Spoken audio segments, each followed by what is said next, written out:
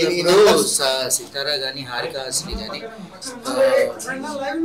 రెండు కూడా ఒక పెద్ద production houses and you guys are making big project with big director and mass star.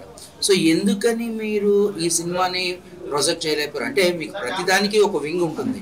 So director చేసే పని డైరెక్ట్ చేస్తాడు, మిగతా అన్నీ జరుగుతాయి. సినిమా మాకు almost Jan 12th release cinema అయితే ఆల్మోస్ట్ జాన్ 4th 5th దాకా కూడా మేము పోస్ట్ ప్రొడక్షన్లోనే ఉన్నాం. సో డైరెక్టర్ గారికి కానీ హీరో గారికి కానీ వీటికి కానీ మాకు సరిగ్గా కూర్చుని ప్రాపర్గా సినిమాని ఈ రకంగా సినిమా ఉంటుందని ప్రమోట్ చేద్దామని టైం కుదరలా.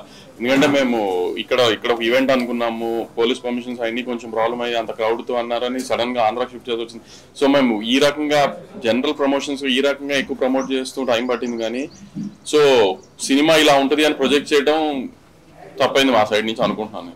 అండ్ మోర్ ఓవర్ అంటే మీ Haarika Hassine social media handles కానీ లేకపోతే ఏవైనా కానీ ఎప్పుడు కూడా చిన్న రిఫ్ట్ ఉంటుంది రిగార్డింగ్ ఫ్యాన్స్ అండ్ మీ హ్యాండిల్స్. ఎలా అంటే మీరు అప్డేట్ ఇవ్వట్లేదు, ఒకవేళ అప్డేట్ ఇస్తామన్నా కూడా అది కూడా మళ్ళీ డిలే అవుతుంది అని.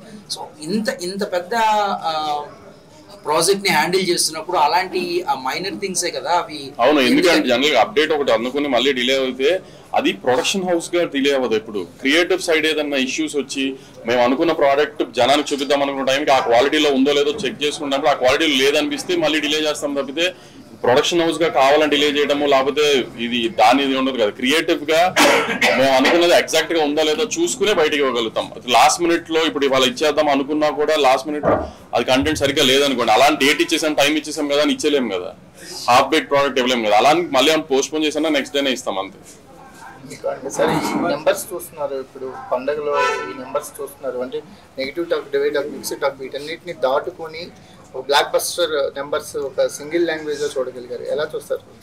అదే అంటున్నాను కదా, ఫస్ట్ చెప్పాను కదా 1 o'clock షోస్ పడిన తర్వాత మ్యాట్నీలు పడేదాకా కొంచెం ఆడియన్స్ కన్ఫ్యూజ్ అయ్యారు. ఇప్పుడు రివ్యూస్ పాయింట్ ఆఫ్ వ్యూలో కానీ సోషల్ మీడియాలో వచ్చిన బ్యాక్ లాష్ కానీ వీటికి కానీ ఒకసారి జనరల్ ఆడియన్స్ ఫ్యామిలీ ఆడియన్స్ చూడటం మొదలు పెట్టిన తర్వాత అందరూ బాగుంది అనుకున్న తర్వాతే కదా ఒకరు చెప్పుకునే కదా రెవెన్యూ పెరిగింది. సో అలా రెవెన్యూ పెరగడం వల్లనే కదా. ఇప్పుడు ఇందాక ఆయన అడిగారు పండగ మూలం చాలా సినిమాలు పండగ రిలీజ్ అయ్యి ఆడని సినిమాలు కూడా ఉన్నాయి కదా. మరి ఈ సినిమా పండగ రిలీజ్ అయ్యి ఆడింది కదా.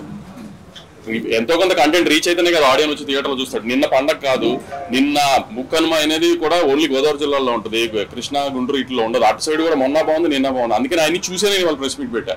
నేను కూడా నా బ్యానర్లో 2-3 ఫ్లాప్ సినిమాలు తీసాను. ఎప్పుడు ఏ ఫ్లాప్ సినిమా అయిన తర్వాత కూడా ప్రెస్ మీట్ పెట్టి సినిమా హిట్ ఈ నెంబర్లు చేసింది సినిమా చూడండి అని చెప్పలేదు కదా.